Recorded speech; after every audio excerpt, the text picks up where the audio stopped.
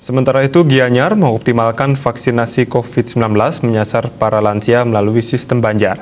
Realisasi vaksinasi lansia di Kabupaten Gianyar terus bergerak mencapai 16,61% dari target sasaran.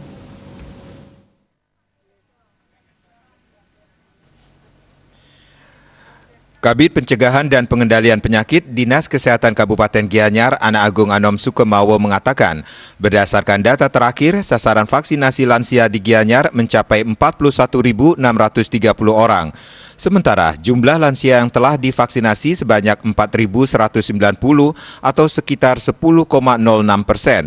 Sukemawo menjelaskan, per Kamis 22 April lalu, sasaran vaksinasi lansia masih mencapai 41.630 orang.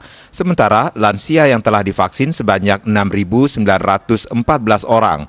Mengacu data dari pusat, dari 1,5 juta penduduk Indonesia yang telah terpapar COVID-19, sebanyak 10% merupakan lansia umur di atas 60 tahun. Dari 100% kasus COVID yang meninggal, hampir 50% merupakan lansia. Kementerian Kesehatan juga menegaskan layanan vaksinasi COVID-19 yang diberikan melalui sentra vaksinasi agar dapat memprioritaskan sasaran lansia. Sementara itu, total jumlah vaksinasi di Gianyar sudah mencapai 92.438. Jumlah total peserta vaksinasi di Gianyar sudah melampaui jumlah peserta yang akan disasar sebelumnya, 86.998 peserta.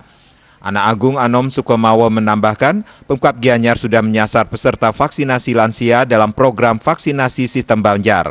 Di samping itu, para lansia mendapatkan prioritas layanan vaksinasi di puskesmas dan rumah sakit terdekat.